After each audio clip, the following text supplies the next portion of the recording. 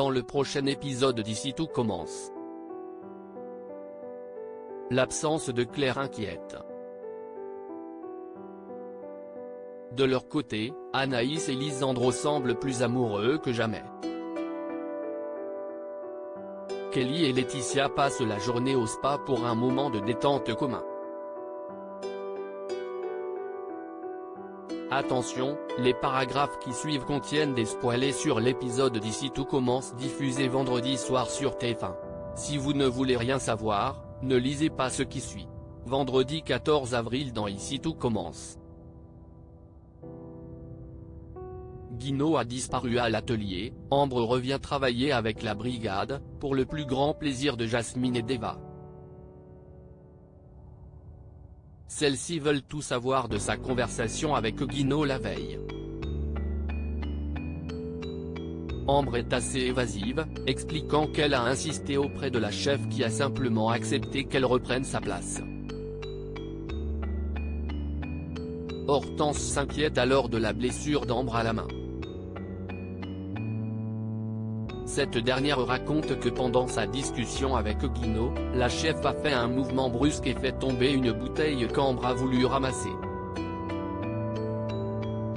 Pendant qu'elle cuisine, les filles s'inquiètent de l'absence de Guino. Seule Ambre souligne que ce n'est pas si mal de pouvoir avancer sans elle.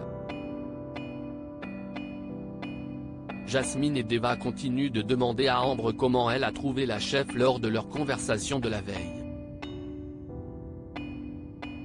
Ambre rétorque qu'elle n'était pas plus bizarre que d'habitude et recentre sa brigade sur l'essentiel, la préparation de la dégustation.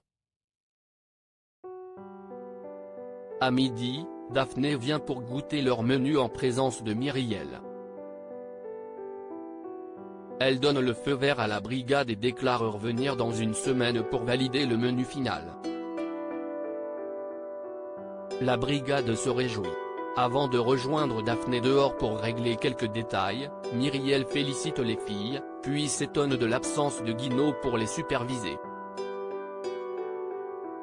Un peu plus tard, Myriel se rend compte que Guino est également absente lors de son cours aux premières années. Il convoque aussitôt Olivia et Louis pour leur en faire part. Ces derniers n'ont pas de nouvelles non plus. Tout le monde suppose que Claire a pris un peu de recul car elle allait plutôt mal ces derniers jours.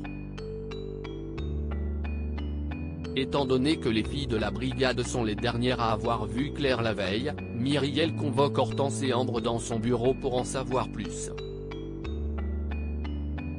Cette dernière raconte leur dernière discussion, Guino était d'accord pour la reprendre dans la brigade. Ensuite, Ambre déclare qu'elles sont reparties chacune de leur côté et qu'elle n'a rien remarqué d'anormal chez la chef.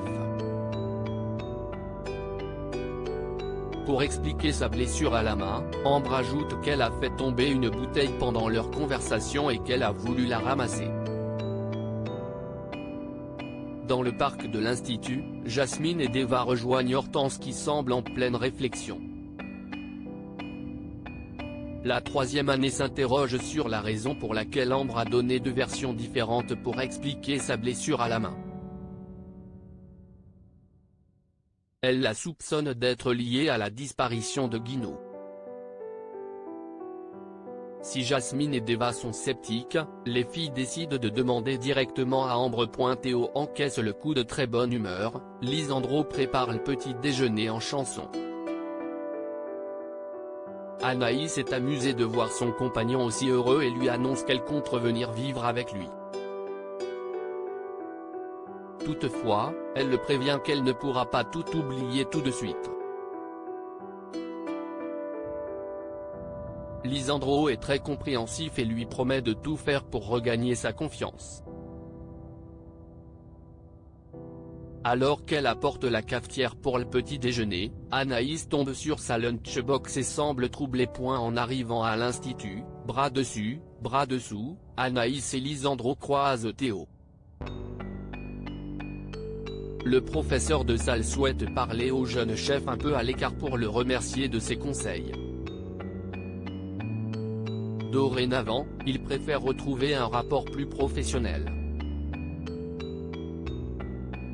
Quand Lisandro retourne auprès d'Anaïs, elle est étonnée d'apprendre qu'il s'était confié à Théo, qui était au courant de sa tromperie. Plus tard, Anaïs passe voir Théo dans les cuisines du Doubla. Jude leur laisse l'intimité nécessaire pour discuter. Anaïs s'excuse tout d'abord de ne pas avoir prévenu Théo plus tôt qu'elle s'était remise avec Lisandro. Elle lui demande ensuite pourquoi il ne lui a rien dit au sujet de la tromperie. Théo explique que ce n'était pas à lui de le faire. Anaïs lui confirme qu'il a bien agi. Elle est d'ailleurs très touchée par son comportement. Théo se risque alors à lui demander s'il se passerait quelque chose entre eux, dans le cas où Lisandro n'existerait pas, avant de se raviser et de déclarer qu'il préfère rester amis. Anaïs avoue être sur la même longueur d'onde. Pendant le service, Axel remarque que son cousin est complètement ailleurs. Jude le voit aussi et le pousse à se confier. Théo lui raconte que Lisandro et Anaïs sont à nouveau ensemble. Même s'il s'y attendait, le jeune chef ne pouvait s'empêcher d'imaginer une tournure différente. Il avoue qu'il n'avait jamais ressenti de tels sentiments envers une femme depuis Célia.